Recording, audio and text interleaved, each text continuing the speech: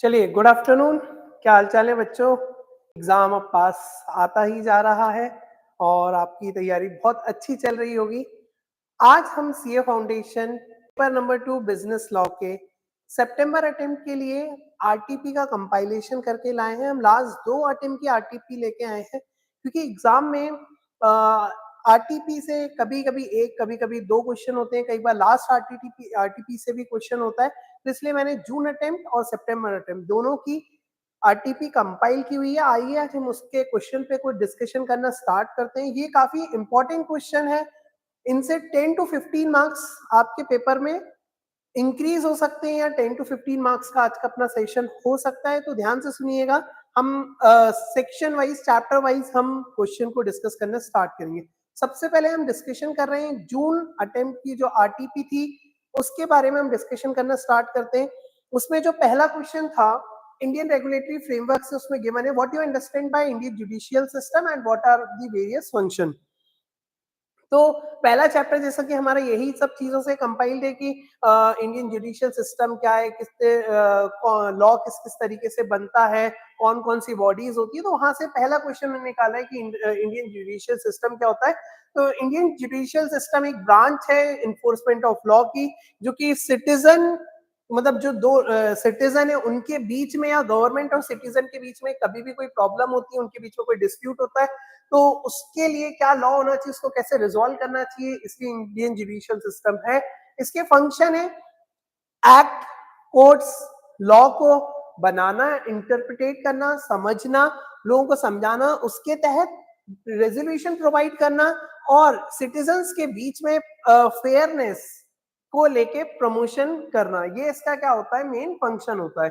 फिर आगे इसी को लेके एक्सप्लेनेशन दिया हुआ है कि हमारे यहाँ 4 स्टेजेस में कोर्ट होती है। सबसे पहले सुप्रीम कोर्ट, फिर हाई कोर्ट, फिर डिस्ट्रिक्ट कोर्ट, मेट्रोपॉलिटन कोर्ट। इस टाइप से उन्होंने पूरा की पूरा बाइफर्केशन दिया हुआ है।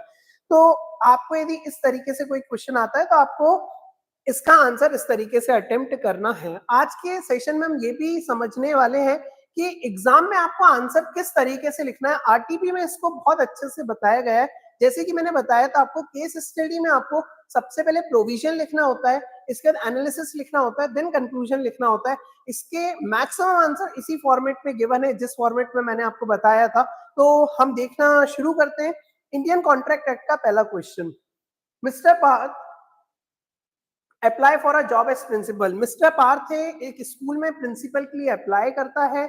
फिर क्या होता है, the school management decided to appoint him. School management decide भी करता है कि हमें इसको अपॉइंट करना चाहिए। एक अभी स्कूल की मीटिंग हुई है, स्कूल के मैनेजमेंट डिसाइड कर रहा है और स्कूल का एक मेंबर उस मीटिंग से उठ के आके बोलता है, किससे, पार्थ से बोलता है कि भाई भाई तेरे को तो प्रिंसिपल बना देंगे। अभी स्कूल ने ऑफिशियली पार्थ को कुछ भी कम्युनिकेट नहीं किया है, उसको सिर्फ और सिर्फ सूत्रों के हवाले से पता चला है, जो कि उसका कोई एक मेंबर है जिसने आके उसको कम्युनिकेट कर दिया। कोई ऑफिशियल इंफॉर्मेशन कम्युनिकेशन उसको प्रोवाइड नहीं किया गया है। तो यही बोला है, one of the member management committee privately informed Mr. Path that he was appointed, but official communication was not given by the school. Then later the management of the school decided to appoint someone else. इसके बाद क्या हुआ, management ने किसी और को appoint कर दिया। ठीक है, स्कूल की मीटिंग में पहले डिसाइड किया था, उसको प्राइवेटली एक दोस्त ने उसके जाके बता भी दिया, मगर बाद में कुछ मीटिंग हुई होगी और उन्हें किसी और को प्रिंसिपल अपॉइंट कर दिया। Mister Parth file a suit against the school for cancellation of his appointment. अब वो बोल रहा है, उनको स्यू कर रहा है कि मैं आपके अपॉइंटमेंट को क्या कर रहा हूँ, आपके जो मेरा आपने अपॉइंटमेंट नहीं किया जिसको आपने कैंसिल कर दिया, इसके लिए मैं आपको स्यू करता हूँ। और क्लेम कर रहा है कि जो भी मेरे को लॉस ऑफ सैलरी हुआ है इसके लिए भी करे। अब आप लोग मुझे खुद बताइए, हमने कॉन्ट्रैक्ट एक्ट में पढ़ा है, पहले ऑफर होता है, ऑफर के बाद एक्सेप्टेंस होता है।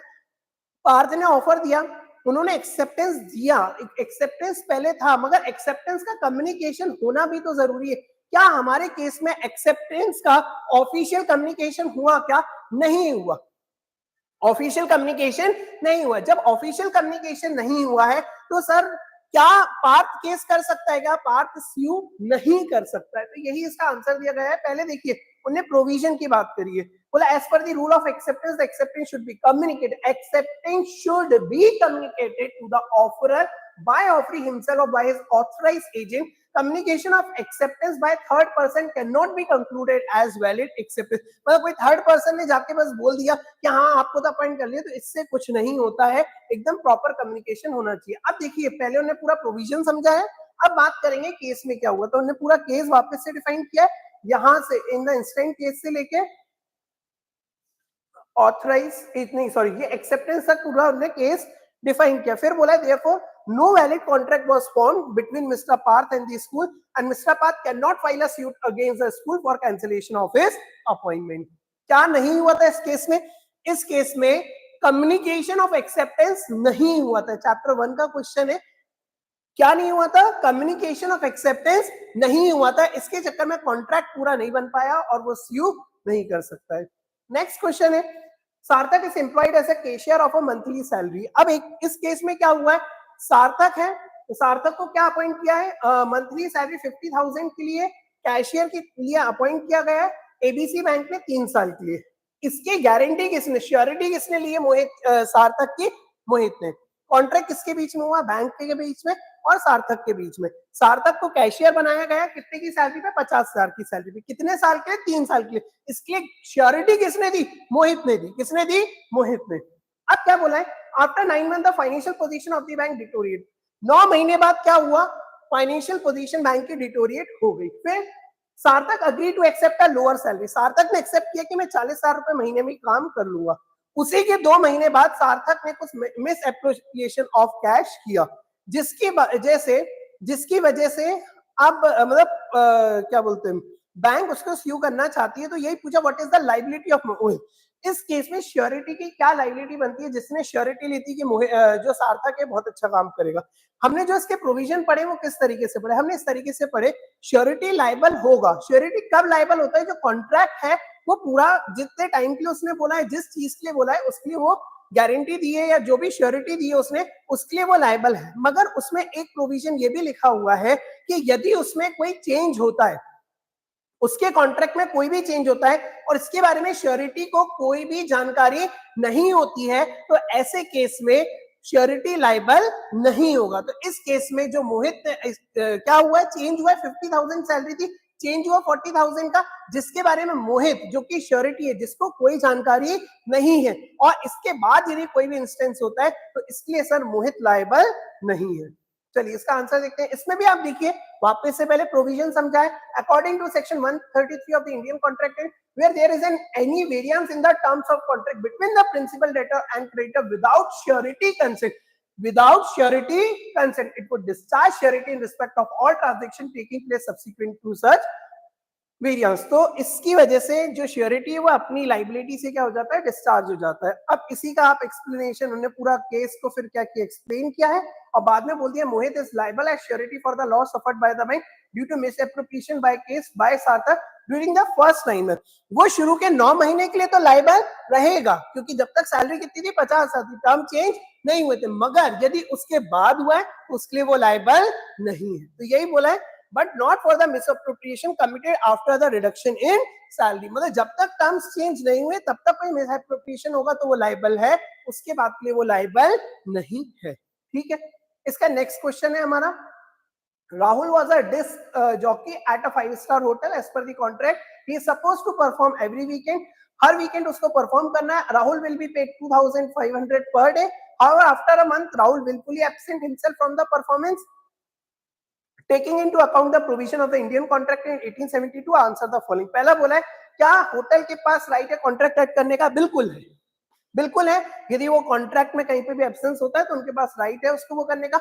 Is the hotel send out a mail to Rahul that they are interested to continue. यदि होटल उनको मेल कर रहा है कि हम आपके साथ कॉन्ट्रैक्ट कंटिन्यू करना चाहते हैं, तो भैया कंटिन्यू भी कर सकते हैं, और राहुल ने उसको एक्सेप्ट कर लिया है तो कंटिन्यू कर सकते हैं। मगर उसके बाद यदि उन्हें वापस से उसको कंटिन्यू किया, ऑफर दिया और उसने एक्सेप्ट कर लिया, तो वो पुरानी उसकी गलती के लिए जो वो नहीं आया था, इसलिए कॉन्ट्रैक्ट को रिस्काइन नहीं कर सकते। फिर क्या बोला है, in which of the case termination of contract or continuance of contract and the hotel claim damage that it has suffered as a result of his breach। देखिए पहले वाले केस में ब्रीच हुआ है और उस केस में वो कॉन्ट्रैक्ट खत्म भी कर सकते हैं और डैमेज के लिए भी क्लेम कर सकते हैं। बट यदि वो उसी कॉन्ट्रैक्ट को कंटिन्यू रखते तो उसको फिर वो रिस्काइंड नहीं कर सकते। तो इसी चीज में बोला section 39 of the Indian contract it understood that when a party to a contract has refused to perform और disable himself from performing his promise entirely the following two right accrue. यदि सामने वाली पार्टी परफॉर्म नहीं करती है तो ऐसे case में उसके अग्री पार्टी के पास दो सॉल्यूशन दो राइट्स होते हैं। पहला होता है to terminate the contract, second होता है टू इंडिकेट बाय वर्ड्स और by conduct that he is interested in continues. In either of the case promissory would be able to claim damage. दोनों केसेस में वो डैमेज जो भी हुआ उसके लिए क्लेम कर सकता है। अब हमें जो दो केस दिए गए तो उसके लिए बोला in the given case yes the hotel has the right to end the contract, और सेकंड है the hotel has the right to continue the contract. उसके अंदर दो केस पूछे थे। पहले दूसरे केस का ये है the hotel has right to continue the contract with Rout but once the right is exercised it can not subsequently resign the contract on this ground subsequent. एक बार उसने वापस से कंटिन्यू कर लिया तो इस ग्राउंड पे वो वापस से कॉन्ट्रैक्ट को कैंसिल नहीं कर सकता। In both the cases hotel is entitled to claim damage. दोनों केसेस में क्लेम को डैमेज कर सकता है। नेक्स्ट क्वेश्चन है आपका examine whether the following constitute a contract of bailment under the provision of Indian contract. ये दो केसेस बताए गए जिसके अंदर पूछा गया है क्या इसको हम बेलमेंट वाला केस मानेंगे क्या। तो पहला केस है आपका 1 सेकंड, हाँ जी, पहला केस है Vikas park his car at a parking lot, lock it and keep the with himself. Vikas ने क्या किया, अपनी कार पार्किंग में लगाई, कार लॉक करी, चाबी खुद के पास रखी हुई। तो क्या ये बेलमेंट माना जाएगा? बेलमेंट के लिए हमें क्या, हमने बेलमेंट का डेफिनेशन पढ़ा हुआ है, सब कुछ पढ़ा है। बेलमेंट में क्या होता है, पोजीशन ट्रांसफर होता है।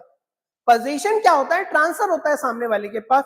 मगर मुझे एक बात बताओ, कार की चाबी भी उसके पास रखी तो क्या पोजीशन ट्रांसफर हुआ है क्या? नहीं हुआ पोजीशन ट्रांसफर। तो ऐसे केस में पोजीशन उसके पास ही बेलमेंट में कवर नहीं होता। सेकंड केस है scissor of goods by custom authority. हाँ, उनके पास गुड्स का पोजीशन होता है तो इसके लिए सेकंड वाला केस बेलमेंट में कवर होगा। चलिए हम आंसर देखते हैं। As per section 148 bailment is the delivery of goods by one person. Bailment is the delivery of goods. Goods क्या होंगे, डिलीवर होंगे by one person to another for some purpose upon a contract that the goods shall when the purpose is accomplished. जब purpose accomplish हो जाएगा या तो goods return कर दिए जाएंगे या goods को क्या कर दिया जाएगा, dispose of कर दिया जाएगा as per the instruction of the person. For the bailment to exist, the bailor must give possession of the bail property and the bailee must accept. Baler क्या देगा, उसको प्रॉपर्टी की पोजीशन देगा। अब बोला गया कि सिर्फ कस्टडी दे देने से, सिर्फ कस्टडी दे देने से उसका पोजीशन ट्रांसफर नहीं होता। No mere custody of goods does not mean position in the given case since the key of the car are with Vikas. Section 148 of the Indian contract shall not be applicable. तो इसमें bailment applicable नहीं होगा विकास वाले case में।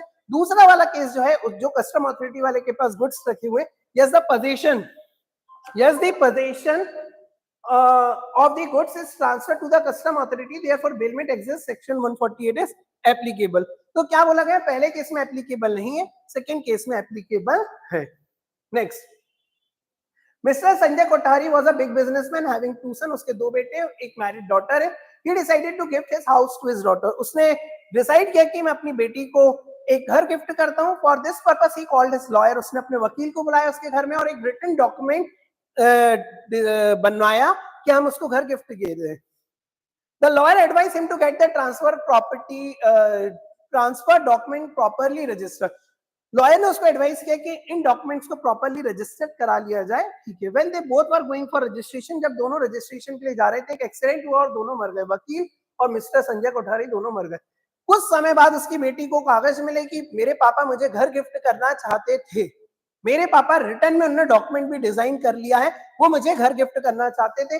अब उन्होंने बोला daughter found the document, claim the house on the basis of that document, explain whether she can get the house as this under the Indian contract. ठीक है, गिफ्ट यदि वो दे रहे हैं विदाउट कंसिडरेशन तो ऐसे केस में वो दे सकते हैं एज अ गिफ्ट, कंप्लीट बिल्कुल प्रॉपर तरीके से दे सकते हैं। बट इसके लिए क्या होना चाहिए था, रिटर्न में होना चाहिए था, प्रॉपर्ली रजिस्टर्ड होना चाहिए। इस केस में रिटर्न में तो है बट प्रॉपर्ली रजिस्टर्ड नहीं है। प्रॉपर्ली रजिस्टर्ड नहीं है तो ऐसे केस में उसकी डॉटर को वो प्रॉपर्टी ट्रांसफर नहीं होगी। तो आइए देखते हैं इसका answer. Section 25 of the Indian contract provide that an agreement made without consideration is valid if it is expressed in writing and registered under the law for the time being in force for the registration of document is made on account of natural love and affection between the parties standing in near relation।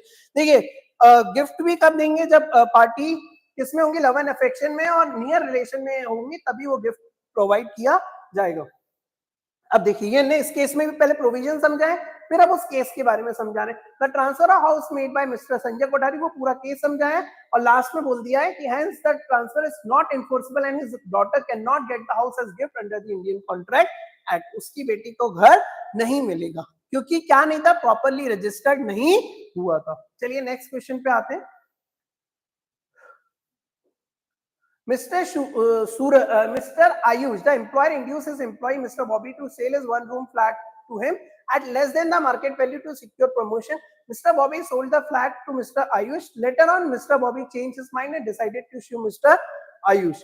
Examine the validity of the contract. देखिए Mr. Ayush employer है, बॉबी का एक flat था, उसने कहा कि मैं तुम्हारा प्रमोशन कर दूंगा, नहीं तो मैं तुम्हारा प्रमोशन रोक दूंगा। तो ऐसे केस में उसने कहा तुम्हें मेरे को अपना फ्लैट सस्ते रेट पे बेचना पड़ेगा।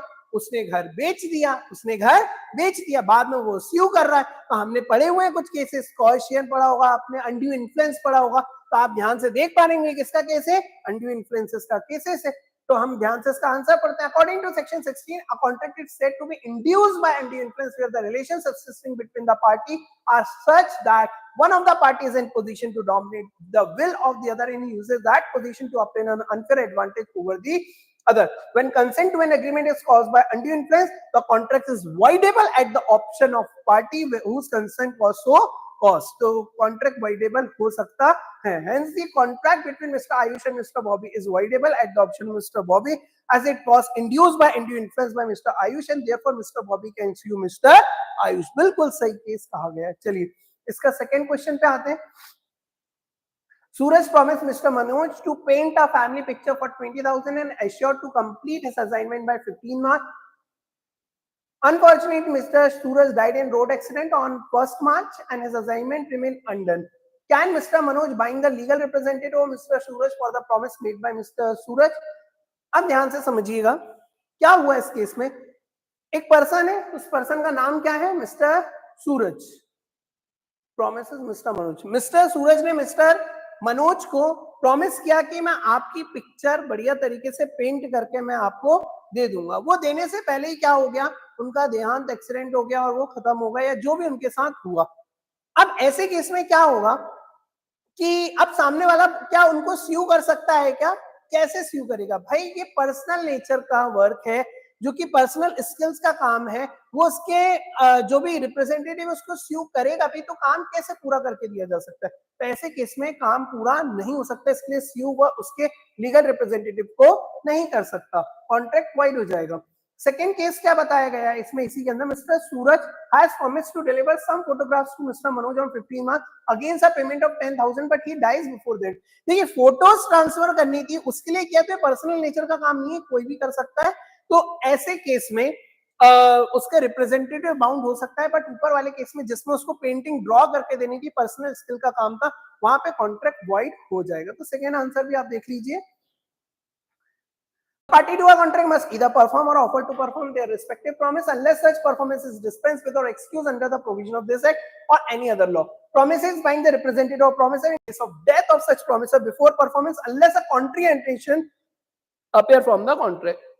As per the provision, if it is appear from the nature of cases that it was intention of the party to any contract that any promise contained in should be performed by promisor himself, such promise must be performed by promisor. In other case, promisor or his representative may employ a competent person to perform. देखिए जहां पे clearly mention है promiser ही कर सकता है, वो promiser ही कर सकता है. प्रॉमिसर को कुछ भी हो जाता है तो इस केस में कॉन्ट्रैक्ट वॉइड हो जाएगा. इस केस में रिप्रेजेंटेटिव कुछ भी नहीं कर सकते. तो यही बोला, in terms of the provision of section 40 stated above, in case where mister Suraj has to paint a family picture for mister Manoj, Mr. Manoj cannot ask the legal representative of Mr. Suraj to complete the painting work on Mr. Suraj's death since painting involves the use of personal skills. Second वाला case जो उसमें photograph transfer करने वाला है, तो उसमें बोला in case where mister Suraj have promised to deliver some photograph to mister Manoj, the legal representative of mister Suraj shall be bound to deliver the photograph in this situation. तो ऐसे केस में वो होगा. अब हमारे सामने एक डायरेक्ट क्वेश्चन है, explain the term quasi contract and state there characteristics. आपको यहाँ पे क्वाजी कॉन्ट्रैक्ट को एक्सप्लेन करना है. क्वाजी कॉन्ट्रैक्ट ऐसा कॉन्ट्रैक्ट होता है जो एक्चुअल में कॉन्ट्रैक्ट होता ही नहीं है, ऑब्लिगेशंस की वजह से, कुछ सर्कमस्टांसेस की वजह से वो कॉन्ट्रैक्ट बन जाता है. ऐसी चीज को हम क्वाजी कॉन्ट्रैक्ट बोलते हैं. जैसा इसका एग्जांपल क्या होता है, मैं रास्ते से जा रहा था, भेलपुरी खा रहा था, रास्ते में मुझे पर्स पड़ा मिला, मैंने पर्स उठाया तो मुझे दिखा कि उसमें एक आईडी लगी हुई थी, एक पर्सन की थी। अब जैसे ही मैंने पर्स उठाया उसमें पैसे वैसे भी रखे हुए थे, तो ये मेरे ऊपर एक बाउंडेशन आ चुकी है कि मुझे जो भी उसका रियल ओनर है, ट्रू ओनर है, उस तक ये पहुंचाना चाहिए। और मैं कॉन्ट्रैक्ट में क्या हो जाता हूँ, बाउंड हो जाता हूँ। ऐसे कॉन्ट्रैक्ट हम क्या बोलते हैं, क्वाजी कॉन्ट्रैक्ट। उसके कुछ कैरेक्टरिस्टिक्स हमने एक्सप्लेन किए हुए हैं। Next, sales of good act का क्वेश्चन है। Prakash reaches a sweet shop and ask for 1 kg of barfi if the sweet and fresh. क्या बोला गया, प्रकाश क्या गए, स्वीट शॉप पे गए, मिठाई की दुकान पे गए, बोले 1 किलो बर्फी दे दो। If the sweets are fresh, यदि स्वीट फ्रेश है, मिठाइयाँ फ्रेश है तो ही देना। तो seller reply, sir my all sweets are fresh and good quality, मेरी सारी मिठाइयाँ फ्रेश हैं और अच्छी क्वालिटी की है। प्रकाश ने एग्री किया कि to buy on the condition that first he test 1 piece of barfi, पहले वो 1 पीस टेस्ट करेगा, क्वालिटी चेक करेगा, फिर खरीदेगा। Seller give him 1 piece to test, उसने 1 पीस उसको टेस्ट करने दे दिया। वो test, Prakash on finding the quality is good, उसने फाइंड किया कि हाँ क्वालिटी तो बहुत अच्छी है। सेलर को कहा पैक कर दो। On reaching the house Prakash found that barfi still not fresh while the piece tasted was fresh। मतलब कुल मिलाकर ऐसा हुआ, मिठाई की दुकान पे गया, उसने बोला भैया मुझे फ्रेश चाहिए, उसने कहा ठीक है फ्रेश दे दूंगा। तो उसने क्या किया, उसको एक सैंपल टेस्ट कराया, सैंपल जैसा था वो बहुत अच्छा लगा, तो उसने बेसिस पे कहा भैया 1 किलो ऑर्डर पैक कर दो। उसने पैक कर दिया। जब पैकिंग देखी तो उसमें खराब क्वालिटी का सामान निकला। तो ऐसे केस में क्या होता है, सेल बाय सैंपल। यदि सेल बाय सैंपल हुआ तो जैसा सैंपल का सामान है वैसी ही क्वालिटी का सामान किसका होना चाहिए, वो जो टोटल क्वांटिटी का सामान दिया गया वैसा होना चाहिए। यदि नहीं होता है तो ऐसे केस में क्या होगा, हम आगे देखेंगे। फिर क्या बोला है, बोला now Prakash want to avoid the contract, वो कॉन्ट्रैक्ट को अवॉइड करना चाहता है और बर्फी को रिटर्न करना चाहता है। तो बोला state with the reason whether Prakash can avoid the contract under the sale of goods act. फिर बोला will the answer is different if Prakash does not test the sweet. यदि उसने मिठाई टेस्ट ही नहीं की होती तो आपका आंसर अलग होता है। ठीक है, देखते हैं। तो बोला है in the case of the contract for the sale by sample there is implied condition that the bulk shall correspondent with the sample in quality। ये बहुत इंपॉर्टेंट लाइन है, देखिए। in the case of contract for sale by sample there is implied condition that the bulk shall correspondent with the quality, हाँ, correspond with the sample and quality, and buyer shall have reasonable opportunity of comparing the bulk with the sample. According to section 15, where there is a contract for sale of goods by description, there is implied condition that the goods shall correspond with the description. If goods do not correspond with implied condition, the buyer can avoid the contract and reject the goods purchase। तो ये provision हो गया। फिर हमें पूरा case explain किया गया। फिर बोला है कि भैया प्रकाश अपने मिठाइयाँ वापस भी कर सकता है, कॉन्ट्रैक्ट को अवॉइड भी कर सकता है। फिर बोला यदि उसने in other case sale of sheet is in case of sale by description quality of goods does not correspondent with description made by seller, hence answer will be same। Prakash can return the sweet। उसने भाई test नहीं भी किया हो तो उसने description बोला था ना मुझे फ्रेश चाहिए, और यहाँ फ्रेश नहीं है जीरो। मतलब पहले बात करी सैंपल की, फिर बात करी डिस्क्रिप्शन की। यदि सैंपल जैसा सैंपल यूज किया वैसे ही गुड्स होने चाहिए, वैसे रिजेंबल होने चाहिए, और जैसा डिस्क्रिप्शन दिया उसी डिस्क्रिप्शन का चाहिए, भले ही मैं टेस्ट करूं या ना करूं। अब फॉर एग्जांपल मेरा आज उपवास था, मैंने मिठाइयां टेस्ट ही नहीं करी।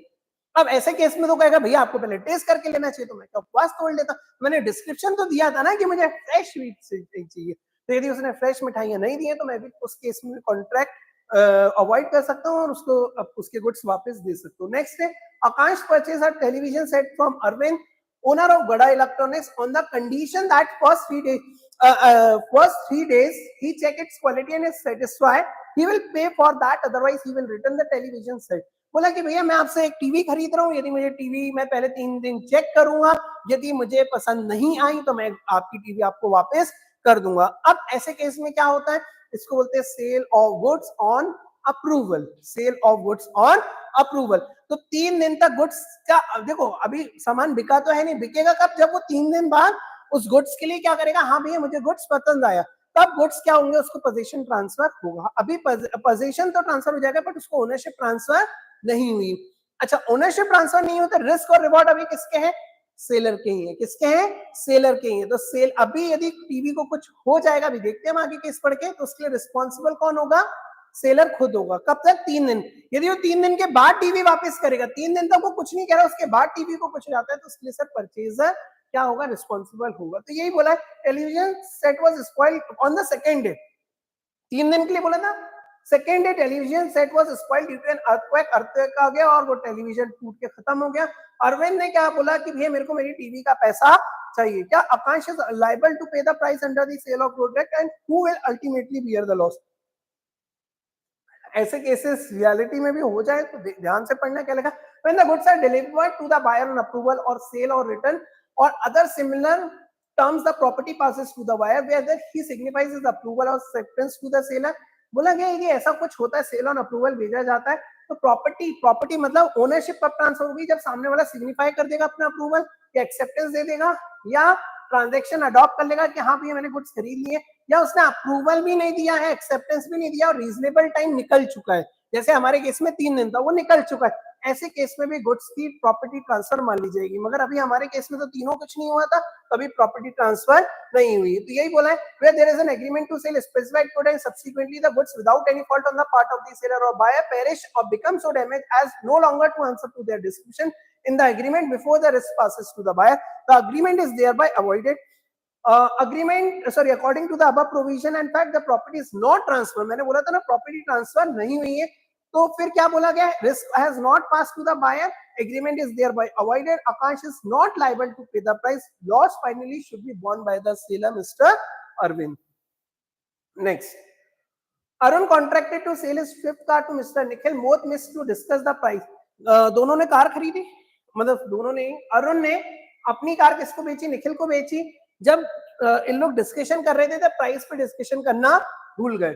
मिस्टर अरुण रिफ्यूजेड, बाद में अरुण कहने लग गया मैं तुम्हें कार बेचना ही नहीं चाहता हूँ क्योंकि हमारा अग्रीमेंट क्या हो चुका है? वॉइड हो चुका है, क्योंकि हमारे बीच में प्राइस क्या नहीं है? अनसर्टन है। प्राइस क्या है? अनसर्टन है। तो अब निखिल के पास उसकी कार खरीदने के लिए कोई राइट है या कुछ हो सकता है क्या? अब अपन उसको पढ़ते ध्यान से। As per the provision price is the consideration for the sale of good, therefore it is the requirement to make a contract. Price जरूरी है, कंसिडरेशन ऑफ के लिए जरूरी है और कॉन्ट्रैक्ट बनाने के लिए एक रिक्वायरमेंट है। फिर बोला गया था प्राइस है ना contract of sale may be fix by the contract, contract के थ्रू भी फिक्स हो सकती है, उसको हम आगे के लिए भी छोड़ सकते हैं, may be left to the fix in a manner thereby agreed. मतलब जैसे भी हमारा बिजनेस डील चलता है, पार्टी का जो भी उनका दिमाग हो उसके हिसाब से वो डिटरमाइन आगे भी कर सकते हैं। तो बोला गया even though both the party miss, दोनों पार्टी डिस्कस करना भूल गई है, बट फिर भी ये वैलिड कॉन्ट्रैक्ट है, ये अनसर्टन और वॉइड नहीं है। इस केस में बायर को रीजनेबल अमाउंट पे करना पड़ेगा। तो बोला mister Nikhil, Arun and Nikhil have entered into a contract for the sale of swift car but they did not fix the price. Mr. Arun refused to sell the car to Mr. Nikhil on this ground. Mr. Nikhil can legally demand the car from Mr. Arun and Arun can recover a reasonable, वो legally गाड़ी मांग भी सकता है और ये reasonable price इसलिए ले सकता है। अब बात करते हैं, mister Shankar sold 1000 kg of wheat to mister Ganesh on credit of 3 month. 3 महीने के क्रेडिट पे मिस्टर शंकर ने सामान बेचा मिस्टर गणेश को, ऐसा इनके बीच में कॉन्ट्रैक्ट हुआ। Wheat was to be deliver after 10 days of contract, जिस दिन कॉन्ट्रैक्ट हुआ उसके 10 दिन बाद गुड्स को डिलीवर करना था। 5 दिन बाद ही शंकर के एक दोस्त ने इन्फॉर्म कर दिया मिस्टर गणेश को कि भैया जो क्या बोलते हैं गणेश है वो क्या है, वो पैसे वैसे देगा नहीं, ऐसा कुछ उसको इन्फॉर्मेशन प्रोवाइड कर दिया, जिसकी वजह से बाद में शंकर ने बोला कि मैं गणेश को गुड्स प्रोवाइड ही नहीं करूंगा। अब भाई हमारे कॉन्ट्रैक्ट क्या हुआ, 10 दिन बाद डिलीवरी देनी है और आपको पैसा कब मिलेगा? 3 महीने बाद। आपने गुड्स डिलीवर किए नहीं, उससे पहले आपको किसी ने आके भड़का दिया आपने कि वो पैसे तो देगा नहीं, उसको रहने दो, सामान मत दो। तो ऐसे केस में सोगा क्या बोलता है? सोगा बोलता है कि नहीं नहीं, आपको गुड्स ट्रांसफर करने पड़ेंगे और आप उससे पैसे 3 महीने बाद डिमांड करोगे तब जाके आप अनपेड सेलर कहलाओगे, इससे पहले आप अनपेड सेलर भी नहीं कहलाओगे। क्लियर? पहली ड्यूटी आपकी है, आपको परफॉर्म करनी पड़ेगी। आप इस बेसिस पे कि वो आगे पेमेंट नहीं देगा, आपको ऑलरेडी कॉन्ट्रैक्ट हुआ है 3 महीने का, तो 3 महीने बाद ही उसके लिए पेमेंट को बोल सकते हो, उससे पहले पेमेंट के लिए नहीं बोल सकते। मगर इसी बीच में वो यदि इंसॉल्वेंट हो जाता, गुड्स ट्रांसफर करने से पहले ही, गुड्स 10 डेज डिलीवरी के पहले ही इंसॉल्वेंट हो जाता है, फिर आपको गुड्स डिलीवर करने की जरूरत नहीं है, आप गुड्स को लीन कर सकते हो। आइए ध्यान से पढ़ते हैं क्या लिखा हुआ है। According to section 45 of the sales of goods act, seller of good is deemed to be unpaid seller when the whole of the price has not been paid or tender. A bill of exchange or negotiable instrument given as payment but same has been dishonored unless this payment was an absolute and not a conditional payment. भाई इस case में वो इंसान unpaid seller मानेगा। फिर बोला गया an unpaid seller right of lien, according an unpaid seller can retain the possession of the goods and refusal to deliver them to the buyer until the price due in respect of them is paid or tendered. जब तक उसको price नहीं मिलेगा तब तक वो क्या कर सकता है, ड्यू, पहले प्राइस क्या होना चाहिए, ड्यू होना चाहिए, तब तो वो पे करेगा। अब वो हुआ ही नहीं है तो आप उसको पैसे के लिए बोल ही नहीं सकते। तो यही चीज बताइए इस केस में, where goods have been sold without any stipulation of credit, where goods have been sold on credit but the term of credit has expired। ये पूरा उसका केस एक्सप्लेनेशन समझा है कि कैसे किस केस में आप उसको रिफ्यूज कर सकते हो, आप किस केस में उसके गुड्स को रख सकते हो, लीन कर सकते हो, ये पूरी चीजें उसकी बताइए। फिर यही पूरा एक्सप्लेन किया गया, बोलता on the basis of our provision of act it can be said that even mister Ganesh can was an unpaid seller until the term of credit had expired. Mr. Shankar has to perform his promise of supplying 1000 kg of wheat in case of तो उसको supply करना पड़ेगा क्योंकि इनका 3 महीने बाद payment मिलेगा तब जाके वो अनपेड सेलर बनेगा। फिर बोला in case mister Ganesh become insolvent, यदि इंसॉल्वेंट हो जाता है ऐसे केस में वो लीन कर सकता है डिलीवरी को जब तक उसको पैसा नहीं मिलता। नेक्स्ट इंडियन पार्टनरशिप एक्ट का क्वेश्चन है, Moni and Tony were partner in the firm Moto company, they admitted Soni as partner, उन्होंने सोनी को पार्टनर एडमिट किया। वो दोनों पार्टनर जो पुराने partner Soni and Moni and Tony, ये दोनों बढ़िया तरीके से क्या है रेम्यूनरेशन लेते थे, इनके कॉन्ट्रैक्ट में ऐसा रेम्यूनरेशन का कुछ लिखा नहीं था बट फिर भी वो लेते थे। सोनी जब आई तो भी वो लगातार दोनों तो रेम्यूनरेशन ले रहे हैं बट किसको, जो नई पार्टनर आई है सोनी, उसको रेम्यूनरेशन नहीं दे रहे हैं, कह रहे हैं कि कॉन्ट्रैक्ट में कहीं लिखा ही नहीं है। तो ऐसे केस में ऐसा होता है कि यदि आपके कोई रिचुअल्स में चला आ रहा है कि रिचुअल मतलब रीति रिवाज चले आ रहे हैं कि पुराने पार्टनर को सैलरी मिलती है तो भैया नए पार्टनर आए उसको भी आपको सैलरी देनी पड़ेगी, रेम्यूनरेशन देना पड़ेगा, भले ही आपके प्रोविजंस में सॉरी आपके पार्टनरशिप डीड में लिखा है या नहीं लिखा। कायदे से तो डीड में लिखा होना चाहिए था, नहीं लिखा है, मगर आप निकाल रहे हो रेम्यूनरेशन तो सबको, सोनी को भी आपको रेम्यूनरेशन देना चाहिए। तो यही बताया by virtue of provision of 13A of Indian Partnership Act, partner is not entitled to receive remuneration for taking part in conduct of the business, but this rule can always be varied by the express agreement or by course of dealing, in which event the partner will be entitled to remuneration. Thus, a partner can claim remuneration in the absence of the contract whether such remuneration is payable under the continued usage of the firm. लगातार चला आ रहा था पहले तो इसको भी मिलना चाहिए। Whether it is customary to pay remuneration to the partner for conducting the business of the firm, he can claim it even in the absence of the contract for the payment of the same. In the given problem, existing partner getting regularly a monthly remuneration from firm, customary being working partner of the firm, as Sony also admitted as working partner of the firm, he is entitled to get remuneration like other partner. Next है राम और रहीम, दो teacher है school में, दोनों ने मिलके, दोनों बहुत अच्छे दोस्त थे, दोनों ने मिलके एक फ्लैट खरीदा, वो फ्लैट किराए पे दे दिया मिस्टर जॉन को। दोनों ने डिसाइड किया कि जो रेंट आएगा, रेंट उसका डिसाइड किया 10,000 रुपए इंक्लूसिव ऑफ इलेक्ट्रिसिटी बिल। अब क्या हुआ, इलेक्ट्रिसिटी बिल जो कि लैंडलॉर्ड को पे करना था उनने पे नहीं किया, जिसकी वजह से मिस्टर जॉन ने 2800 रुपए के साथ 200 रुपए पेनाल्टी के साथ 3000 रुपए जो कि किराएदार था उसने रेंट पे किया क्यों, क्योंकि उसके घर की बिजली कट चुकी थी। तो ऐसे केस में राम ने रिप्लाई किया कि मैं सिर्फ 1500 रुपए दूंगा, जॉन कह रहा है कि आप दोनों पार्टनर हो, तो भैया वो एक किसी से पूरा पैसा रिकवर करने की बात कर रहा है। तो पहली बात तो भैया पार्टनरशिप की डेफिनेशन में बिजनेस होना चाहिए, तब जाके पैसा बराबर बांटा जाता है। ये कोई बिजनेस नहीं है, ये बिजनेस नहीं है, ये तो इनके बीच में एक नॉर्मल सा अग्रीमेंट है। तो ऐसे केस में तो मिस्टर राम और रहीम दोनों 1500 की ही लायबल है। इसका आंसर कैसे दिया, according to section 4, partnership is the relation between persons who have agreed to share the profit business carried on by all or acting any of them acting for all.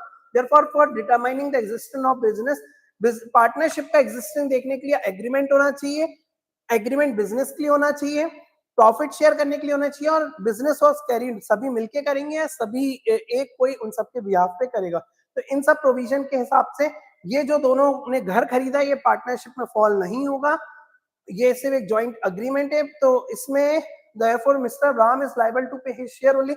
जब बराबर बराबर को owner है वो, तो बराबर बराबर खर्चा भी देंगे, 1500 का देंगे, वो दोनों से, जॉन जो है वो 1500 दोनों से रिकवर करेगा। ठीक है, मतलब ऐसा नहीं होगा कि 3000 एक ही पार्टनर है तो एक ही लायबल होगा, ऐसा कुछ नहीं होगा, क्योंकि पार्टनरशिप के प्रोविजन इस पे लगेंगे ही नहीं।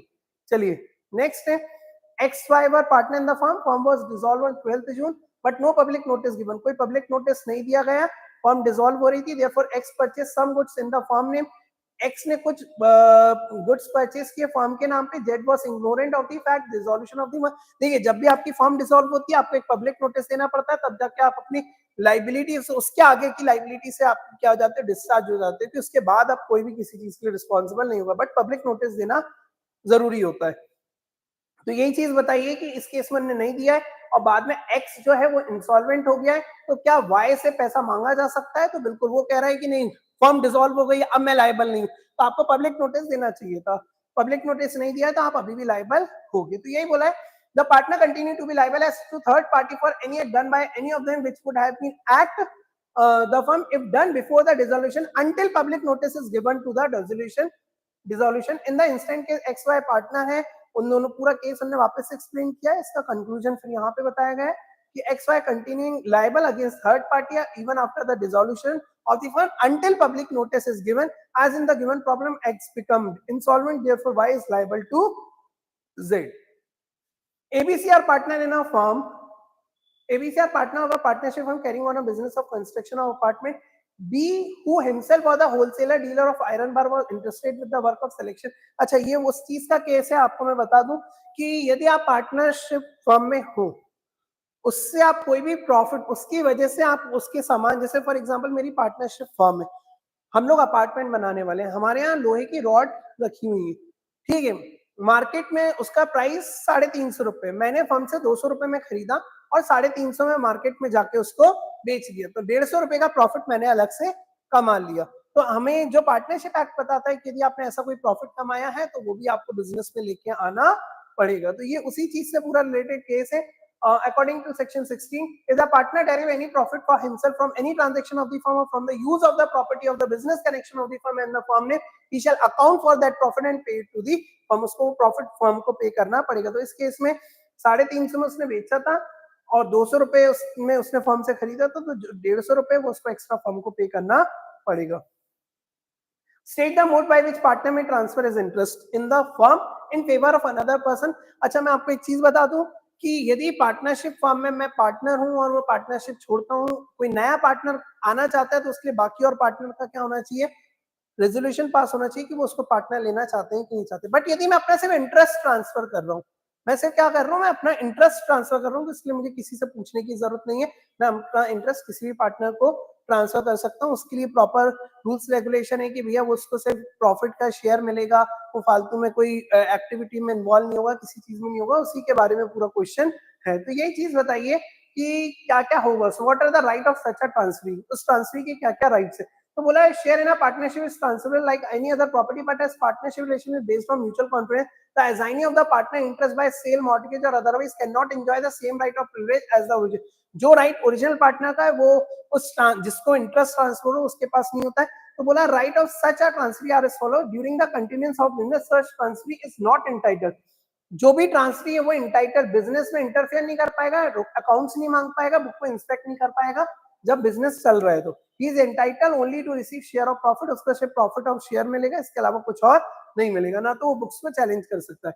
डिसॉल्यूशन के टाइम पे retirement of the transferring partner, transferee will be entitle against the remaining partner, जो भी शेयर ऑफ एसेट है उसके लिए भी वो लायबल होगा, और क्या बोलते हैं डिसॉल्यूशन के टाइम पे जो भी पर्पस उसका शेयर है वो कैसे असर्टन हुआ है उसके लिए वो बुक्स भी देख सकता है। तो ये चीज इसमें बताई गई। फिर यहाँ पे और डिटेल में समझाया है, no person can be introduce as a partner in a firm without the consent of all the partner, जो बात मैंने आपको सबसे पहले बताई, और partner can not by transferring his own interest make anybody else a partner in his place, interest transfer करने से कोई इंसान पार्टनर नहीं बन जाता है।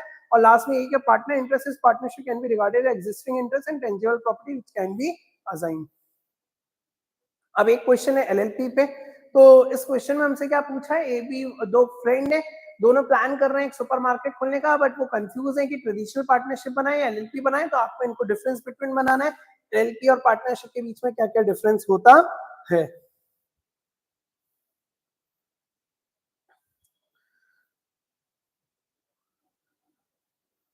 Next, Mr. Dhruv was appointed as an employee of Samman Timber Private Limited on that condition if he were leave to his employment he will not solicit customer of the company। देखिए ध्रुव है वो सनमून company में है और वो उसमें काम कर रहा है, उसके साथ जब कॉन्ट्रैक्ट हुआ था तो ये बात हुई थी कि वो कंपनी के जो कस्टमर है उनको इंड्यूस नहीं करेगा, अपनी तरफ लेके नहीं जाएगा, कुछ दिनों बाद उसको कंपनी ने फायर कर दिया है, उसने अपनी एक फर्म स्टार्ट करी है और क्या बोलते हैं, उसने एक नई कंपनी बनाई है 7 स्टार टिम्बर प्राइवेट लिमिटेड, जिसमें उसकी वाइफ है, उसका दोस्त है जो कि सोल डायरेक्टर है उस कंपनी में, शेयर होल्डर है।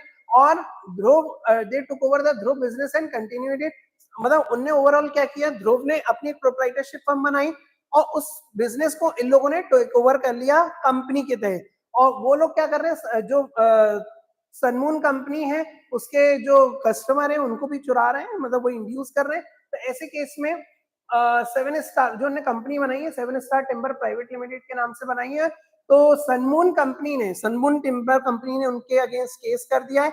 और वो ये बोल रहे हैं, वो अपनी दलील ये पेश कर रहे हैं, कंपनी तो एक सेपरेट लीगल एंटिटी है, कंपनी तो मतलब हम थोड़ी कर रहे हैं, मतलब आप केस किस पे करना है, ध्रुव पे करना है, ध्रुव एक अलग एंटिटी और कंपनी एक अलग एंटिटी, हम आपके कोई कस्टमर नहीं चुरा रहे हैं। तो इसी चीज पर बात करिए। तो मेरे हिसाब से कॉर्पोरेट व्हील वाला क्वेश्चन है कि लिफ्टिंग ऑफ कॉर्पोरेट व्हील, कि यहाँ पे ऐसे केसेस के लिए कॉर्पोरेट व्हील का कंसेप्ट बनाया गया कि यदि ऐसा कुछ होता है, कंपनी को लोग सेपरेट लीगल एंटिटी मानते हैं, वो सेपरेट लीगल एंटिटी होती है, मगर यदि ऐसा कुछ केस होता है तो कॉर्पोरेट व्हील को लिफ्ट करके ये देखा जाएगा इसके पीछे कौन है और ये कौन गलत कर रहा है और उसको पकड़ा जाएगा। तो इसी चीज पे पूरा केस पूरा एक्सप्लेन है, ये आप एक बार रीड कीजिएगा। नेक्स्ट है, एके प्राइवेट लिमिटेड ने बोरो किए 36 करोड़ रुपए बीके फाइनेंस कंपनी से। एज पर दी मेमोरेंडम एके प्राइवेट लिमिटेड जो कंपनी है वो सिर्फ 30 करोड़ रुपए ले सकती थी। देखिए, एके प्राइवेट कंपनी ने बीके प्राइवेट लिमिटेड कंपनी से 36 करोड़ का लोन ले लिया।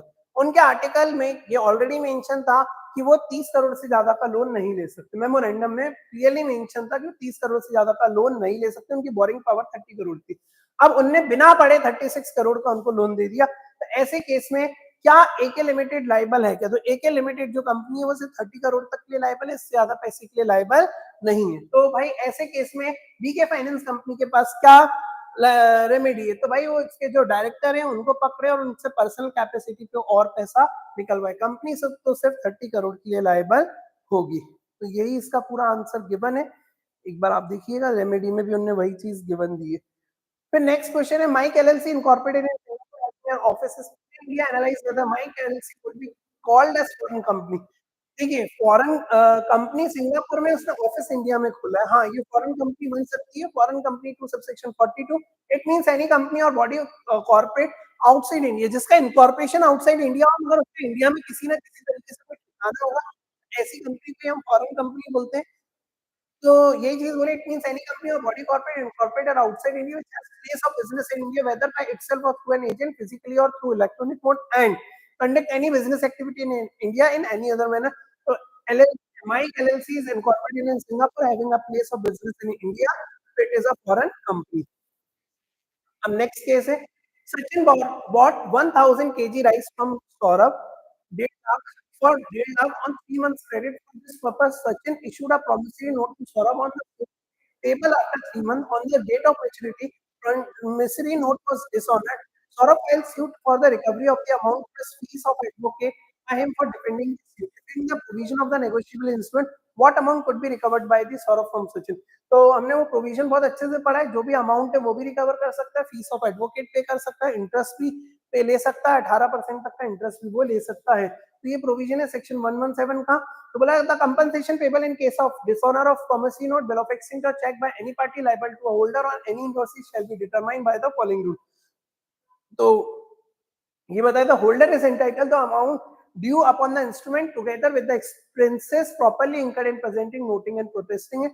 When the person charges reside at a place, वो कहीं और है, जैसे मैं अमेरिका में हूँ, वो इंडिया में, इस बीच में यदि कोई फॉरेन एक्सचेंज का रेट भी कुछ होता है तो करंट फॉरेन एक्सचेंज के हिसाब से देखा जाएगा। The endorser who will liable has the payment, यदि कोई एंडोर्समेंट वाला भी केस है तो ऐसे केस में यदि वो अमाउंट पे करता है तो ऐसे केस में 18% तक का ब्याज भी कंसीडर किया जाएगा। तो बोला on the above provision of the fact, Saurabh is right to claim price of rice plus fees of advocate plus interest at the rate 18% per annum from the date of payment until tender of realization thereof. फिर अगला case है, purchase a watch from B, issue a promissory note to B which was payable on demand. क्या है? Payable on demand है, बहुत important line है। Promissory note है, payable on demand है, but no specific for payment was, no specific place for payment was mentioned. On maturity, we did not present the promissory note for payment. as a promissory note was duly not presented for payment, whether A would be discharged from liability. तो भैया normal case में वो discharge हो जाता है, but in case of promissory note was payable on demand और कोई place specified नहीं की गई, ऐसे केस में प्रेजेंटमेंट जरूरी नहीं होता है और भैया वो अपनी लाइबिलिटी से डिस्चार्ज नहीं होगा। तो यही इसका पूरा एक्सप्लेनेशन यहाँ पे दिया हुआ है। ये हमारी एक आरटीपी कंप्लीट हो गई है। अब हमारे सितंबर वाली आरटीपी पे, कौन सी आरटीपी पे, जो अभी आपके रिसेंट अटेम्प्ट की आरटीपी आई है, इस पे हम लोग डिस्कशन करना स्टार्ट करते हैं। पहला क्वेश्चन वही इंडियन रेगुलेटरी फ्रेमवर्क से कि what is law and what is the process of making law. तो law is a set of obligation duty imposed by the government for securing welfare, producing, providing justice for society. Indian legal framework reflect social, political, economical, cultural expect. इस तरीके से law का explanation दिया। Process बताइए law की कि भैया सबसे पहले लॉ प्रपोज किया जाता है पार्लियामेंट में, जिसको बिल कहते हैं। बहुत सारा डिस्कशन डिबेट के बाद उस लॉ को राज्यसभा में पास किया जाता है, इसका राज्यसभा में पास किया जाता है, इसमें प्रेसिडेंट ऑफ इंडिया का एसेंट लगता है और बिल को उसके बाद गैजेट में, ऑफिशियल गैजेट में इशू करने के बाद वो लॉ बन जाता है। ठीक है, और फिर लॉ जिस भी दिन से एप्लीकेबल होता है, नोटिफिकेशन में जो दी होती है वहां से वो इफेक्टिव माना जाता है। जैसे ही वो नोटिफाई हो जाता है और इफेक्टिव हो जाता है, वो एक्ट ऑफ पार्लियामेंट बन जाता है। Next, explain the type of contract and following agreement under the Indian contract. तो इसमें हमें पूरे, एक सेकंड, शायद 1 सेकंड, ठीक है। एक होता है, इसमें हम लोग ने ओवरऑल शायद क्वेश्चन में इसमें कुछ केसेस थे इसमें बीच में, वो शायद यहाँ वहाँ हो गए हैं। कुछ केसेस थे यहाँ पे, उसमें पूछा था कि कॉन्ट्रैक्ट क्या है, वॉइड है। तो पहला जो उसमें केस था वो वॉइड का था, दूसरे में कुछ इम्प्लाइड कॉन्ट्रैक्ट वाला केस था, तीसरे में क्वाजी कॉन्ट्रैक्ट वाला केस था। हाँ, पहला शायद यह केस था, Rahul contract with Bhanu for the supply of 10 ton of sugar, but before the supply factory catches fire and everything is destroyed. तो ऐसे केस में कॉन्ट्रैक्ट क्या हो जाता है, वॉइड हो जाता है। दूसरा केस था कूली था, कूली आया, कूली ने सामान उठाया और जो सामने बंदा खड़ा था सामान का मालिक, उसने कुछ नहीं बोला, उसके साथ चलना शुरू हो गया। तो इसको क्या कहते हैं, इम्प्लाइड कॉन्ट्रैक्ट कहते हैं। लास्ट वाला था, यदि आपको कोई पड़े हुए गुड्स मिल जाते हैं तो ऐसे केस में जो कॉन्ट्रैक्ट होता है वो क्वाजी कॉन्ट्रैक्ट होता है। वही तीनों का पहले एक्सप्लेनेशन दिया है, wide contract, implied contract and quasi, और वो तीनों केसेस को फिर एक्सप्लेन किया है। Next, Amit minor was studying in college. Amit एक माइनर है जो कि कॉलेज में पढ़ रहा है। उसने 1 लाख रुपए का लोन लेके रखा था भावेश से अपनी कॉलेज फीस के लिए। बाद बोला था कि मैं 31 दिसंबर को पे कर दूंगा। उसके पास टोटल 9 लाख रुपए के एसेट थे, ड्यू डेट पे उसने पे नहीं किया। तो क्या भावेश, भले ही वो माइनर है, क्या रिकवर कर सकता है? हमने पढ़ा है कि माइनर को यदि कोई नेसेसरीज के लिए कोई पैसा प्रोवाइड किया जा रहा है तो ऐसे केस में उससे आप पैसा, उसके पास यदि कोई प्रॉपर्टीज है तो उस प्रॉपर्टी से आप अपना पैसा रिकवर कर सकते हो, बाकी इसके अलावा कोई रिकवरी नहीं हो सकती। मगर फॉर एग्जांपल यहाँ 1 लाख रुपए का लोन है, 9 लाख रुपए का उसके पास एसेट्स है, तो ऐसे केस में रिकवरी पूरी हो जाएगी। यदि उसने 20 लाख का लोन दिया था तो उसके पास एसेट 9 लाख के होते तो सिर्फ वो 9 लाख ही रिकवर कर सकता। हाँ, तो यही चीज फिर यहाँ पे पूरी एक्सप्लेन करिए। The person incapable of entering into a contract और anyone who is legally bound to support is supply by another person with necessary suited to his condition in life. The person who has furnished her supply is entitled to be reimbursed from the property of such incapable person. तो यही बोला, Bhavesh can proceed against the asset of the firm. Next है mister Shyam, as 58 years है, government department में काम करते थे। उनका रिटायरमेंट बहुत करीब आ चुका था। उससे पहले उन्होंने अपना पब्लिक ऑफिस जो कि सरकारी नौकरी कर रहे थे, देव आया, देव ने उनको 10 लाख रुपए ऑफर किए कि आप जॉब छोड़ोगे, जैसे ही आप जॉब छोड़ोगे तो मेरी नौकरी लग जाएगी, तो क्या आप ये 10 लाख रुपए एक्सेप्ट कर लो, अपनी कुर्सी छोड़ दो, आप छोड़ोगे तो मेरी जॉब सिक्योर हो जाएगी। ऐसा कोई कॉन्ट्रैक्ट, और उनको इंड्यूस किया रिटायरमेंट के लिए, तो ऐसे कॉन्ट्रैक्ट भाई गलत कॉन्ट्रैक्ट होते हैं, वैलिड कॉन्ट्रैक्ट नहीं है, और यदि ऐसा कोई पैसा दिया है तो ये गलत है। तो यही बताएगा the legality of the consideration on object. हम लोग यहाँ पे सेक्शन 10 किसकी बात करता है, जो आपका कंसिडरेशन होना चाहिए, जो कंसिडरेशन ऑब्जेक्ट जो होना चाहिए वो लीगल होना चाहिए, बट हमारे केस में ऐसा नहीं है, तो अनलॉफुल है, तो कॉन्ट्रैक्ट वॉइड माना जाएगा। जो गिवन प्रॉब्लम है सेल ऑफ पब्लिक ऑफिस की, which is oppose to public policy require that there should be no money consideration for the appointment to an office in which public is interested, such consideration paid being opposed to public policy is unlawful। तो ये unlawful है, ये सही नहीं है। तो यही चीज बोली है कि Mr. Shyam, who is going to retire after 2 years, was proposed by Mr. Dev to apply for voluntary retirement for his post in order he can appointed in place in lieu that Mr. Dev offered Mr. Shyam of 10 lakh as consideration. Mr. Shyam refused initially but later accepted the said agreement to receive money to retire from his office. तो overall क्या बोला है, mister Shyam promise to sell for Mr. Dev an employment in public office is the consideration for Mr. Dev promise to pay 10 lakh. Therefore, in terms of the above provision, the agreement is not valid, it is void, and the consideration is opposed to public policy is unlawful. Next case है हमारा कि what will the right with the promise and following cases under the Indian Contract Act. Indian contract act में जो cases बताए गए इनको किस तरीके से देखा जाता है. सुनील ने जतिन को वादा किया कि मैं तुम्हें वापस से जिंदा कर दूंगा, तो भाई ये तो मतलब इम्पॉसिबल इवेंट है, तो इस चीज के तो कॉन्ट्रैक्ट क्या हो जाएगा, वाइड हो जाएगा. सेकंड है, Aman agree to sell 50 kg of apple to Aman. The loaded truck left for delivery on 15 March but due to react in between reached Raman on 19 March due to which apple was rotten. तो बोला गया कि Raman on 19 due to which apple was rotten. अच्छा, अमन ने क्या किया, रमन को सामान बेचा, बीच में दंगे वंगे हो गए थे जिसके कारण ट्रक वहां खड़ा रहा, जिसके कारण एप्पल रूट हो गए, खराब हो गए. तो ऐसे केस में क्या होगा. फिर बोला एक आर्टिस्ट ने बोला कि मैं आपको ये 4 केसेस बताए गए, तो एक एक केस का हम आंसर देखते जाते हैं. पहला वाला केस है Sunil promise to bring back. बोला कॉन्ट्रैक्ट इज वाइड अब इनिशियल है क्योंकि initial impossibility of performance. Second वाला केस है time is essence of this contract. जो एप्पल वाला केस है उसमें टाइम एसेंस है. By the time apple reaches Raman they will already rotten, वो खराब हो चुके, तो कॉन्ट्रैक्ट डिस्चार्ज हो चुका है due to destruction of the subject matter. Third है, आर्टिस्ट ने प्रॉमिस किया है कि वो पेंट करके देगा आपको आपकी तस्वीर फिक्स डेट पे फिक्स अमाउंट टर्मिनेशन में, बट एक्सीडेंट हो गया तो दोनों हाथ उसके चले गए, तो कॉन्ट्रैक्ट पर्सनल नेचर का है तो परफॉर्म नहीं हो सकता, जिसकी वजह से ये भी इम्पॉसिबल में आ गया. और लास्ट वाला है, Abhishek entered into a contract of import of toy from China, but due to disturbance in the relation of both the countries, import from China were banned. So such contract is discharged without performance because of subsequent illegality nature of contract. तो सारे contract void है. Next, Seema was running a boutique in New Delhi. उसने बोला कि मैं अपने दोस्त को बोला कि मैं एग्जीबिशन में मुंबई में she has delivered some clothes to her friend Kiran. उसको अपने दोस्त को कपड़े कुछ भेजने थे मुंबई में, उसने सिलाई मशीन और कपड़े रेलवे को दे दिए कि भैया ये मेरी दोस्त को दे देना, किरण को जहां पे एग्जीबिशन हो रहा है, मतलब ऐसा नहीं बताया उसने, कुल मिला के रेलवे के थ्रू भेज दिया. सीमा उसके बाद जिस दिन वहां पहुंचना था वो वहां मशीन पहुंच नहीं पाई, एग्जीबिशन के बाद पहुंची. ऐसे केस में सीमा रेलवे पे बोल रही है कि मेरे को जो लॉस हुआ है आप उसके लिए मैं वहां एग्जीबिशन में दुकान लगाती तो वहां बहुत सारा पैसा आता, तो ऐसा वैसा लॉस ऑफ प्रॉफिट वाली बात करने लग गई. तो ऐसे केस में वो डैमेज मांग रही है. तो हमने पढ़ा है कि भाई किसी भी केस में जनरल डैमेज वो मांग सकती है, स्पेशल डैमेज के लिए उसे पहले से कंडीशन बतानी होती है कि मेरी ये कंडीशन है. यदि वो कंडीशन बताती और रेलवे उस कंडीशन को मानता, ऐसे केस में वो स्पेशल डैमेज मांग सकती है. और इस केस में वो स्पेशल डैमेज ही मांग रही है जो कि उसको मिलेगा नहीं, क्योंकि उसने पहले से इन्फॉर्म नहीं किया था. तो एक बार आप ये वाला केस देख लीजिएगा. नेक्स्ट, अब बोला explain any 5 circumstances under which contract need to be perform. ऐसे कौन से सर्कमस्टांसेस हैं जहां पे कॉन्ट्रैक्ट पूरा करने की जरूरत नहीं पड़ती है. तो हमने पढ़ा था novation, rescission, alteration, remission and risk in voidable contract और नेग्लेक्ट ऑफ प्रोमिस. तो ऐसे 5 या 6 चीजें हैं जहां पे कॉन्ट्रैक्ट आपको पूरा करने की जरूरत नहीं पड़ती है. नेक्स्ट केस ध्यान से पढ़ना. सूरज ने गारंटी ली विकास की कि जो भी ये ट्रांजैक्शन करेगा उसके लिए वो गारंटी ले रहा है. विकास ने गुड सप्लाई की 30,000 रुपए के 1 मार्च को, 20,000 के 3 मार्च को निकल को. फिर 5 मार्च को सूरज रोड एक्सीडेंट में मर गया.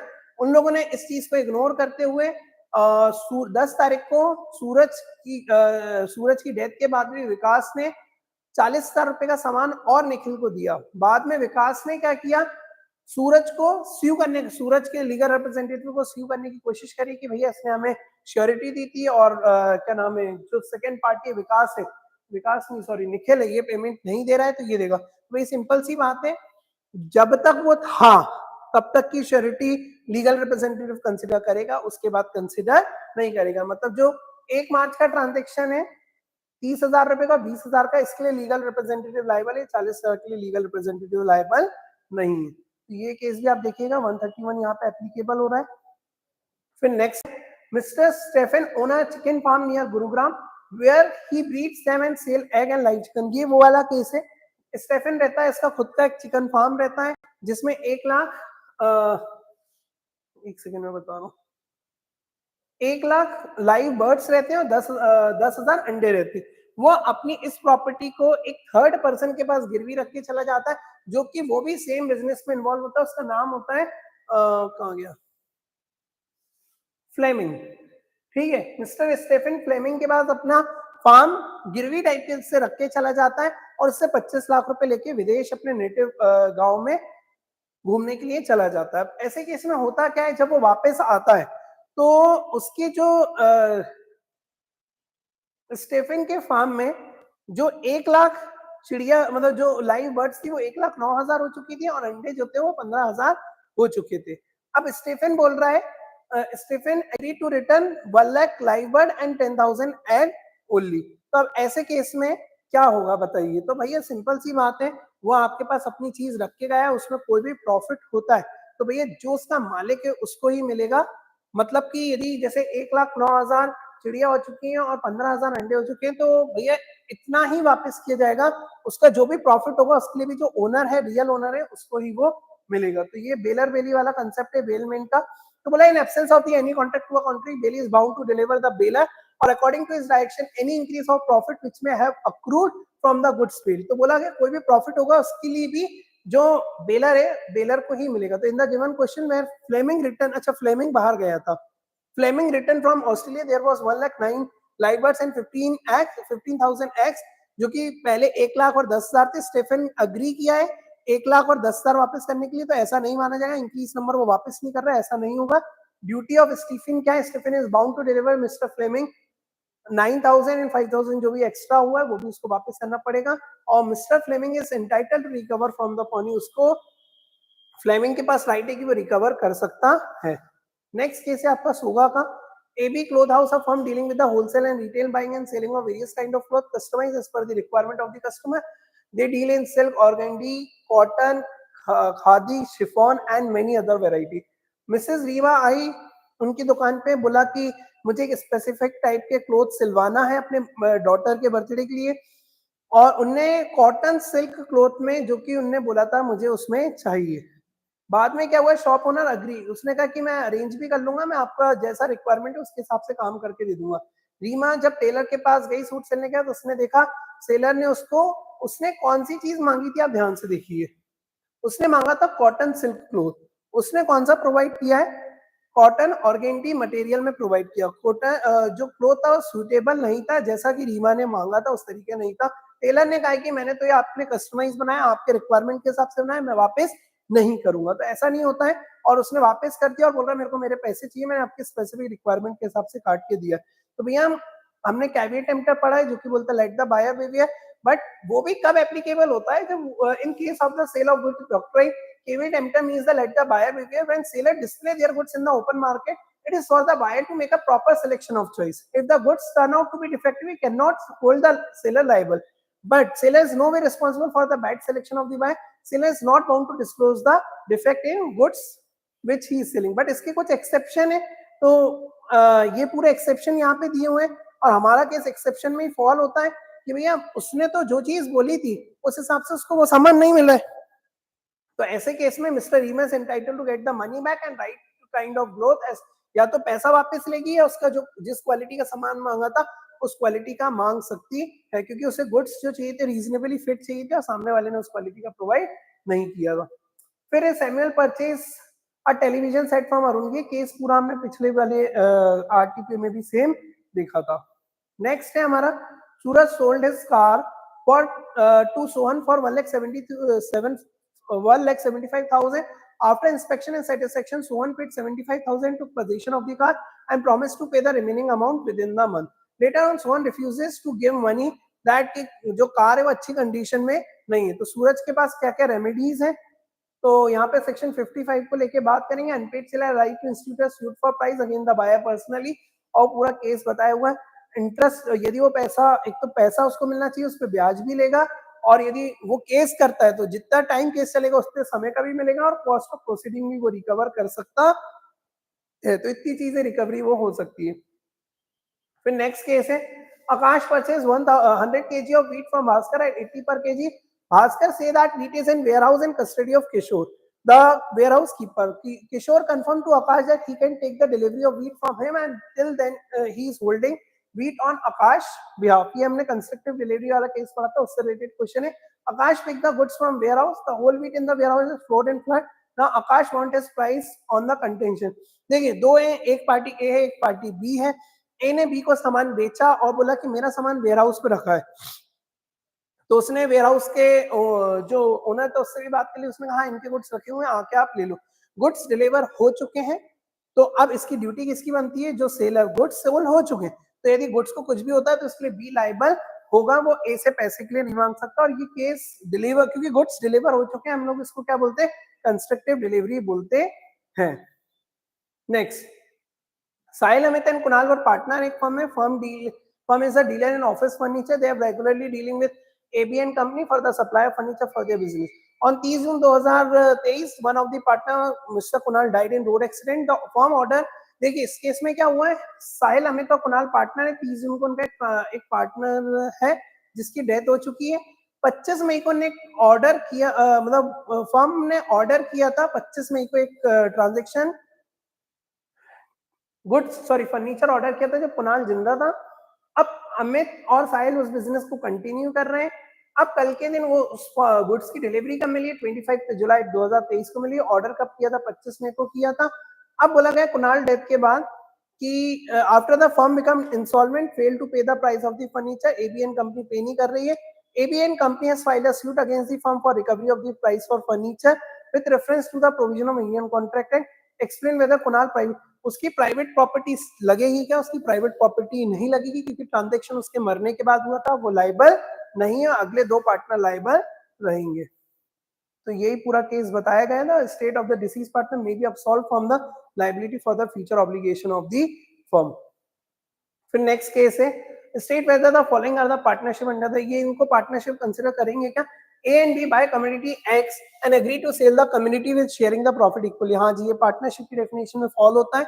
ये पार्टनरशिप है. Two firm each having 12 partner combined by an agreement into one firm. बिल्कुल अमलगमेशन हो रहा है दो फर्म का, चलेगा, ये भी पार्टनरशिप है. A B co-owner agree to conduct the business in common for profit. बिल्कुल ये भी पार्टनरशिप की डेफिनेशन में फॉल हो रहा है. Some individual form an organization to which each individual contribution 5,000 annually. The objective of the association is to produce clothes and distribute the clothes to. तो ये एक चैरिटेबल ऑब्जेक्टिव है. चैरिटेबल ऑब्जेक्टिव पार्टनरशिप में include नहीं होता है. A B co-owner share between them share the rent derive from the piece of the land. एक property थी दोनों की, दोनों उसका किराया लेते हैं, तो ये बिजनेस नहीं है. लास्ट के दो केस पार्टनरशिप नहीं है, ऊपर के तीन केस पार्टनरशिप है. तो ये पहला case yes, second case yes, third case yes और लास्ट के दो केस नो. अब क्या केस है? When does dissolution of the partnership firm take place under the provision of Indian partnership? तो यहाँ पे पूरा डिसोल्यूशन वाला जो टॉपिक पढ़ा था हमने, उसको हमको यहाँ पे एक्सप्लेन करना. डायरेक्ट क्वेश्चन है ये वाला हमारा. एलएलपी से क्वेश्चन आया है. State the rules regarding registered office LLP and change. Registered office से रिगार्डिंग एलएलपी में क्या लिखा हुआ है, उसका चेंज होता है तो क्या है? तो सेक्शन 13 में बताया गया एलएलपी का रजिस्टर्ड ऑफिस होना चाहिए. यहाँ पे सारे कम्युनिकेशन नोटिस एड्रेस किए जाएंगे. डॉक्यूमेंट में भी सर्व्ड ऑन एलएलपी और पार्टनर डेजिग्नेटेड पार्टनर पोस्ट सब उसी एड्रेस पे भेजा जाएगा. यदि कोई वो नाम चेंज करती है तो बिल्कुल चेंज कर सकती है, रजिस्ट्रार को इन्फॉर्म करके वो अपना कर सकते हैं. और एलएलपी यदि ऐसा कॉन्ट्रावेंशन करती है, ऑफिस चेंज कर लेती है और रजिस्ट्रार को नहीं बताती है, तो 500 रुपए हर दिन से लाइबिलिटी लगेगी. टोटल 50,000 तक की लाइबिलिटी लग सकती है एलएलपी और दोनों पार्टनर पे. फिर कंपनीज एक्ट का क्वेश्चन है. ABC has decided to set up a new club with the name of ABC Club, having object to promote welfare of Christian society. They plan to do charitable work as social activity for promoting the artwork. उन लोगों ने मिलकर एक section 8 company open करी है. बाद में उनका सेक्शन का 8 का ऑब्जेक्टिव हट जाता है. सेंट्रल गवर्नमेंट उनसे क्या बोलते हैं, एबीसी क्लब वायलेट कर रही थी अपने ऑब्जेक्ट को, तो उनका जो क्या नाम है, it was the ABC club was violated the objective due to which it was granted the status.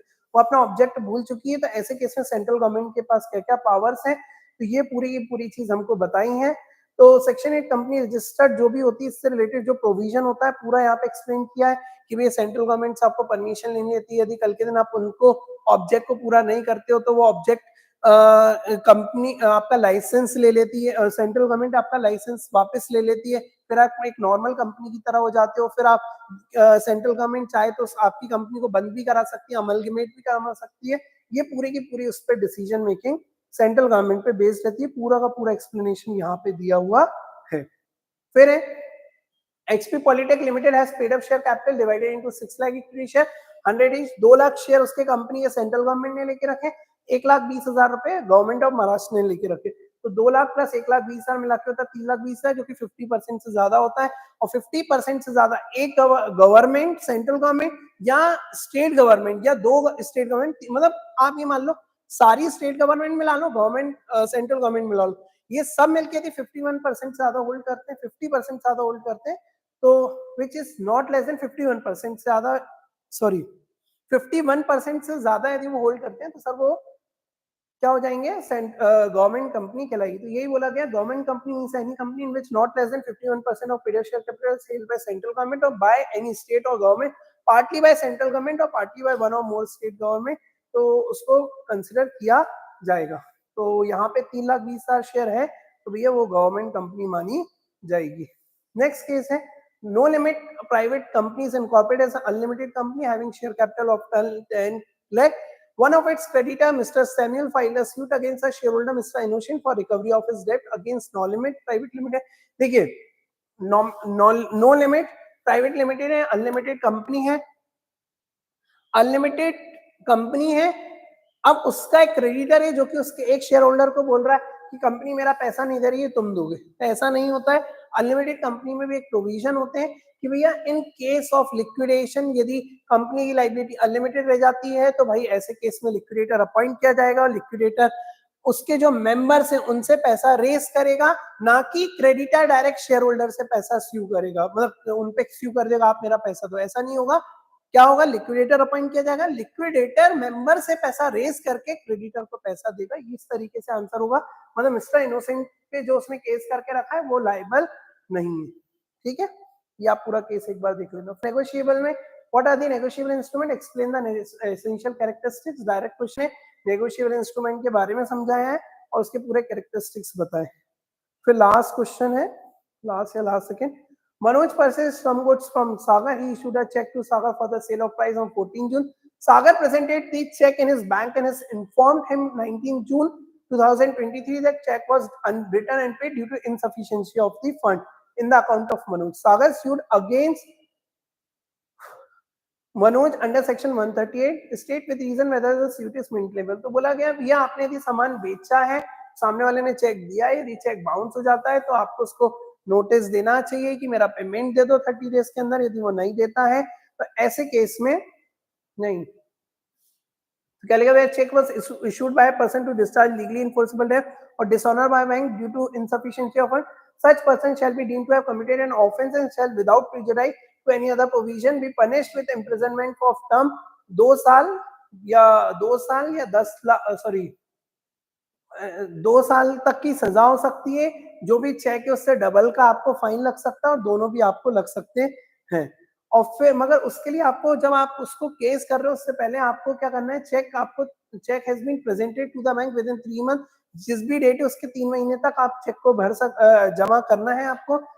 जो भी holder make a demand for the payment, उसको अपने पैसे के लिए डिमांड करना चाहिए। 30 दिन का एक नोटिस, जब भी चेक ड्रॉ किया था उससे 30 दिन के अंदर, और और वो अनपेड रह जाना चाहिए और ड्रॉयर ने उसमें आपको पे नहीं किया होगा 15 दिन के अंदर, जब भी उसको नोटिस मिला होगा। ऐसे केस में आप सामने वाले को स्यू कर सकते हो, मगर इस केस में ऐसा कुछ भी नहीं हुआ है।